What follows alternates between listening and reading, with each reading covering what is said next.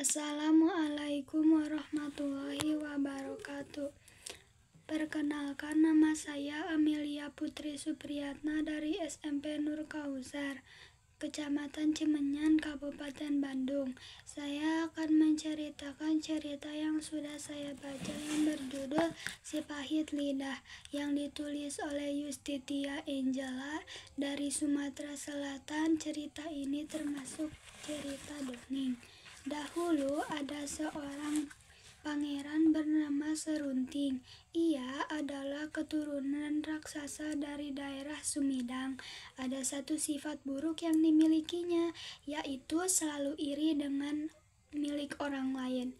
Rasa iri ini dirasakannya juga kepada saudara iparnya, adik dari istrinya sendiri yang bernama Arya Tebing. Rasa iri tersebut berlanjut dengan pertengkaran di antara keduanya. Pertengkaran tersebut berlanjut menjadi permusuhan besar. Penyebabnya, mereka memiliki ladang padi bersebelahan yang dipisahkan oleh pepohonan. Di bawah pepohonan itu ditumbuhi cendawan.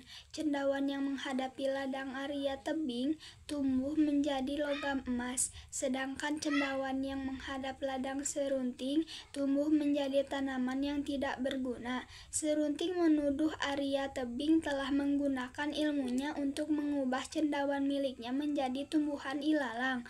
Pada suatu hari, terjadilah perkelahian sengit antara Serunting dan Arya Tebing. Karena Serunting lebih sakti, Arya Tebing terdesak dan hampir terbunuh. Namun Arya Tebing berhasil melarikan diri. Kemudian ia menemui dan memujuk kakaknya atau istrinya Serunting untuk memberitahukan rahasia kesaktian Serunting. Setelah mendengar rahasia kesaktiannya, Arya Tebing kembali menantang Serunting. Serunting menerima tantangan itu. Ketika perkelahian berada pada puncaknya, Arya Tebing hampir saja dikalahkan. Pada saat terdesak itu, Arya Tebing melihat ilalang yang bergetar. Segera ia menancapkan tombaknya pada ilalang yang bergetar itu. Serunting langsung terjatuh dan terluka parah. Serunting kaget karena adik iparnya dapat mengetahui rahasianya itu, padahal hanya istrinya yang tahu.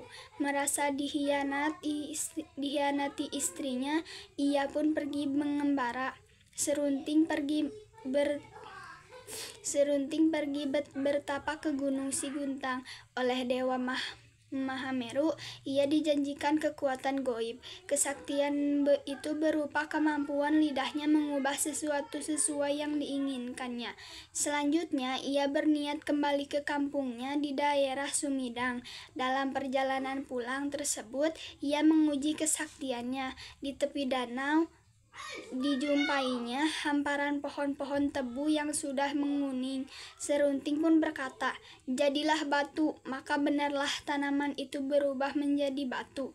Ia pun mengutuk setiap orang yang dijumpainya di tepian sungai Jambi menjadi batu. Sejak saat itu, Serunting mendapat julukan Si Pahit Lidah.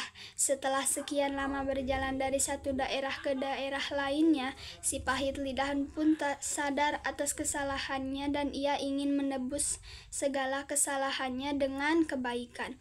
Dikabarkan ia mengubah Bukit Serut dan yang gundul menjadi hutan kayu yang rimbun. Penduduk setempat senang dan menikmati hasil hutan yang melimpah walaupun kata-kata yang keluar dari mulutnya telah berbuah manis. Serunting tetap dijuluki sebagai Si Pahit Lidah. Sekian dari saya. Wassalamualaikum warahmatullahi wabarakatuh.